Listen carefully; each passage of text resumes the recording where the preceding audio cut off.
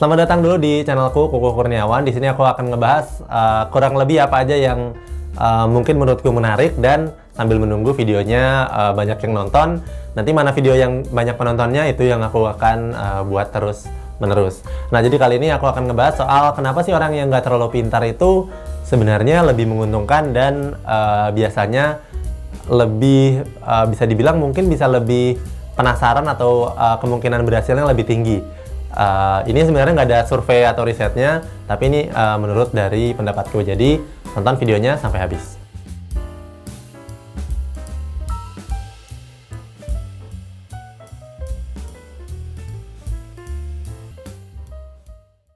Kenapa orang yang nggak terlalu pintar itu biasanya lebih berhasil? Menurutku jawabannya adalah karena orang yang nggak terlalu pintar itu nggak punya banyak beban. Jadi kadang-kadang waktu kita masih sekolah, aku nggak tahu sih sekarang masih ada ranking atau enggak ya. Tapi di zamanku dulu, waktu sekolah, aku kalau misalnya di antara 1 sampai 40 siswa, aku tuh mungkin di antara nomor belasannya, antara 11 sampai 20. Jadi nggak bisa dibilang pintar-pintar banget, tapi juga nggak tolol-tolol banget gitu. Jadi berada di berapa ya? Dari 1 sampai 4 mungkin aku nomor 2 gitu. Nah, artinya kan aku juga dari awal tuh nggak pernah jadi yang nomor 1. Nah, kenapa? Nah, tapi ternyata setelah usia aku 25, aku mulai ngerasa kalau ternyata nggak terlalu pintar itu nggak apa-apa. Dan justru menjadi sebuah sebuah kenyamanan untuk kepercayaan diri kita. Nah, biasanya ini sebenarnya kira-kira sih, karena aku juga nggak pernah jadi orang yang paling pintar kan. Nah, dari pengalamanku, orang yang pintar tuh biasanya perfeksionis. Jadi dia baru bisa melakukan sesuatu yang dia yakin dia bisa, dan dia harus merasa kalau dia tuh harus lebih baik daripada yang lain, karena dia ngerasa pintar. Harusnya aku lebih jago dong.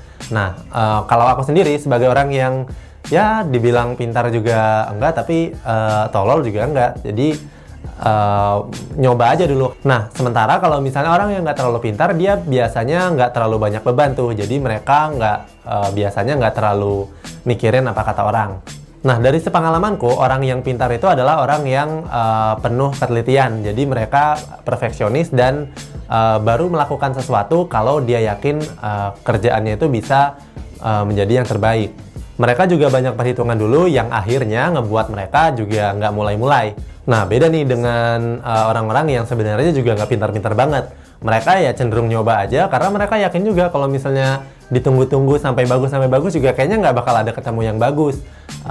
Ini adalah mindset yang berbeda menurutku. Dan aku adalah orang yang ngerasa kalau misalnya kita bikin sesuatu ya bikin aja dulu. Karena kalau mau bikin dan langsung teliti, langsung bagus juga agak susah. Dan lebih baik kita bikin aja lagi karya-karya berikutnya. Jadi menurutku orang yang pintar itu bakal gengsi kalau misalnya dia gagal. Sementara orang yang nggak terlalu pintar biasanya punya mental underdog. Apa itu mental underdog? Jadi mental underdog adalah mental yang kalau dia ngerasa biasa-biasa aja, kalau dia ngerasa diam aja, dia bakal tertinggal. Dan selalu ada orang yang di atasnya yang ngebuat poinnya lebih jauh. Jadi kalau misalnya dalam sepak bola ya, karena aku hobi sepak bola, mungkin aku contohin aja. Biasanya kan kalau dalam sepak bola ada tim unggulan dan ada tim kuda hitam. Jadi kalau tim kuda hitam itu biasanya kalau dia performanya biasa-biasa aja ya nggak ada yang peduli kan, nggak ada yang berekspektasi tinggi kepada dia. Sementara kalau tim yang jago, kalau mereka kalah tuh biasanya akan banyak tuh yang hujat, oh kalah nih, kalah. Dan ini ngebuat pressure tersendiri untuk orang-orang yang memang dikategorikan sebagai orang-orang yang jago. Sementara kalau yang underdog ya, kalau dia nggak berprestasi ya memang biasanya begitu. Tapi kalau misalnya tiba-tiba bagus, dia akan diapresiasi dan banyak yang mengatakan dia kuda hitam nih gitu. Kalau misalnya dalam sepak bola. Jadi kadang-kadang orang-orang dengan mental underdog kadang-kadang dia juga diremehkan dengan orang lain. Sebenarnya sih kalau bisa dibilang orang yang meremehkan orang tuh juga sebenarnya jarang ya, kecuali memang dia berkali-kali gagal secara terus-menerus.